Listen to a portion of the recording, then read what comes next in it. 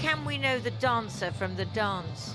A humanoid robot created by a Chinese company keen to demonstrate its uncannily lifelike moves. The audience is delighted because this is a homegrown Chinese achievement. Wow, amazing. I like it. Why do you like it? Because it can change the world, right? The robot can help us. If older people, they cannot work, okay, this robot can help them. So would you like to have a robot at home? Yes, yes. Better than a husband? Maybe. They say that in a year or so, with developments in artificial intelligence, the robot dog won't have to obey its master. But will it be man's best friend? You want a real dog or a robot dog? I think a real dog. I don't like the... You don't want a robot dog? I don't like. At the Shenzhen high-tech fair, China's trying to show the world that it's on the way to becoming the leading technological superpower. The government's pumping billions into startups and providing support for research and development. Robotic hands can be used for advanced prosthetics or factory assembly. This being China, surveillance technology is also on display. Facial recognition is just the start of it. Is it just in China or you also export it? Right now it's just in China, and in the future we can oversize in other countries if that's okay. Less the rumble in the jungle and more the fight for the future.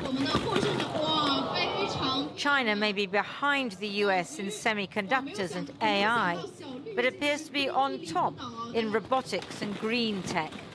The Chinese government senses an opportunity.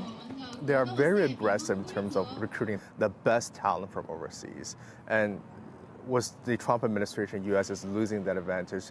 U.S. is gradually closing its doors, shutting its doors to foreign talents, but China is welcoming foreign talents with open arms. The Chinese car maker BYD is the world's largest exporter of electric vehicles. European and American car makers complain about unfair competition because of government subsidies. But BYD cars are cheaper also because they make components in-house. The company brings out a new model every 18 months. Some cars, you just press a button and it stops itself, it parks itself, right? So it's a new experience. What do you think of these cars compared to a Tesla? Tesla is a good car, good electric car. But the options now here in these companies have more wide selection. Oh, this might be my robotaxi. In Shenzhen, they even have driverless electric taxis. I took a ride. Oh! That was a bit of a sudden braking there. Because there was traffic coming in the other direction.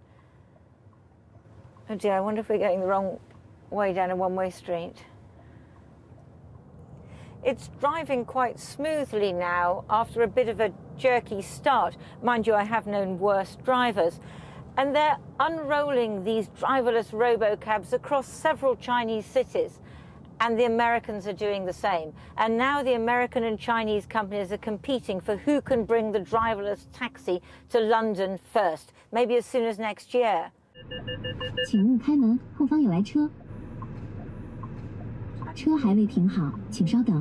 I think the taxi's just told us that that's that, and it's time to get out. 3/4 of new vehicles in Shenzhen have green number plates, meaning they're electric. It takes less than 3 minutes to swap a car battery. Produced using rare earths, the supply and export of which China controls, and restricted as retaliation when President Trump imposed tariffs. We drove to Huaqiangbei, the world's biggest electronics market, which covers nearly 3 square kilometers.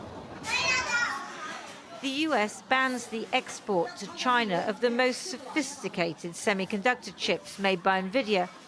But I was told you can get them here for a price. 如果你要做一台整机，除了外机壳的话，里面的那个线路板上能用的，基本上都可以找。电子元器件。Anyway, the US ban has spurred China to develop good enough chips for most users.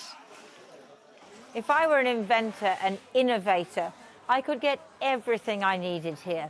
Semiconductors, screws, screens, and that's one reason that in China they go so quickly from innovation, from idea to production and manufacture. If I was in America, I'd have to buy all this stuff from China.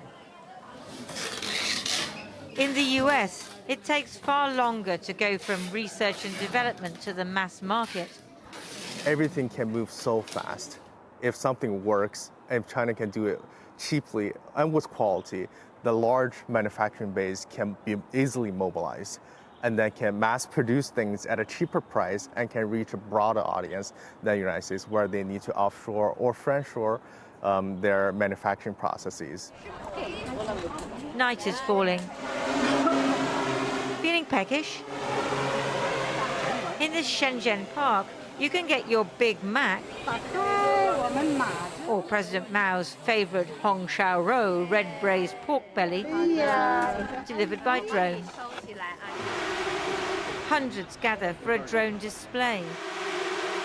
If the AI controls were to fail and one drone crashed, the whole synchronized spectacular would turn to disaster.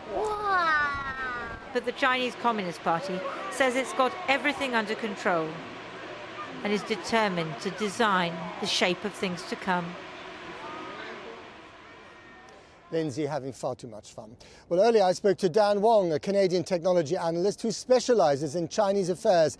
I asked what he thought is behind China's extraordinary technological progress.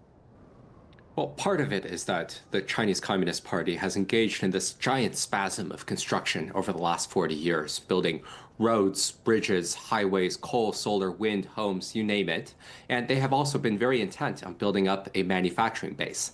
And part of that, I think, is because I think China is a country I call the engineering state, because at various points in the recent past, the entirety of the Standing Committee of the Politburo, the highest ruling echelon within the Communist Party, have all been trained in engineers. And what they're really interested in doing is building, building, building. And what engineers are to China, lawyers are to America. I used to be a fellow at the Yale Law School's Poltai China Center, and it really strikes me that for a lot of people in the United States, their ticket into the White House is a path through the Yale Law School or Harvard Law School or any number of these very elite law schools, that people really treat taking a law degree as a way to become a U.S. senator, to become the U.S. president, to become a major staffer inside the White House. The United States is a country that I call the lawyerly society. And what are the key differences between, a state of lawyers and a state of engineers? Engineers tend to be much better at building. So engineers are much better at construction, whereas lawyers are much better at obstruction, figuring out reasons not to build. And I think that, part of what we understand to be China's problems today, they are engineers of the physical environment, they are engineers of the economy, they're also engineers of the human soul. So I spend a lot of time in my book talking about things like the one-child policy, as well as zero COVID, which were social engineering disasters that were inflicted upon the Chinese population. The United States, by contrast, by virtue of being governed by a society of lawyers, they don't have any stupid ideas like the one-child policy. But the U.S. also doesn't have functional infrastructure anywhere, not even where you are, Matt, sitting in Washington, D.C., where the trains are getting slower and slower every single year. And of course, America used to be a country driven by technological progress, a century ago or so. So there's been a bit of a role reversal. There's absolutely been a role reversal. I think there's many ways in which the Chinese are much more capitalistic than the Americans are today. They engage in much more ruthless competition, red and tooth and nail, about fighting for all sorts of business. And so this is where I think that the Americans have a few good lessons to learn from China, that China has produced, to some extent, functional public works, very orderly cities, a very robust manufacturing base, all of these things that Washington, D.C., the rest of America does not really exemplify very well today.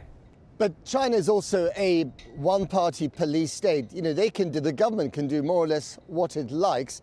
America doesn't have that luxury. It's a very messy kind of democracies, like most democracies. Do you think ultimately that degree of control in China will be a problem for them? Perhaps over the very long term. But right now, the autocratic states like China are doing a pretty good job at provision of all sorts of public works. Now, I want to be very clear that I don't think that the United States should just learn from China. I think there are much better models available to the United States. We can look at how Japan has built high-speed rail, how the French and the Spanish have built subway systems. The Danish have excellent public works as well. So I would love for the U.S. to study a little bit more from, let's say, the Europeans, let's say from the Japanese, rather than directly from the Chinese. So given the superpower rivalry, a state of lawyers versus a state of engineers, who will win that race, China or America? No simple answer. I think that this is going to be a dynamic race, that the country that is going to be ahead of this race is going to commit sins of hubris. They're going to commit sins of overconfidence. The country that is going to be behind will feel the crack of the whip and really try to reform as it gets better. And so I think that the race will be long-term, dynamic, and it is not such an easy thing to say one country will win, the other country will lose. Dan Wang, thank you very much indeed. Thank you, Matt.